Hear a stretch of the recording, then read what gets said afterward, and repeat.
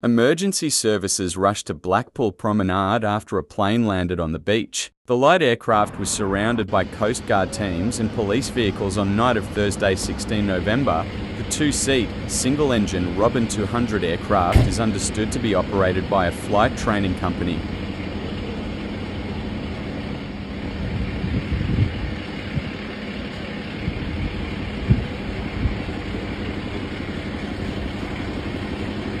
A police spokesperson said, "We were called at 5:42 p.m. yesterday Thursday, November 16th by Blackpool Airport to a report that a plane would need to make a controlled landing. The plane, a small aircraft, landed safely on the beach and its occupants were uninjured."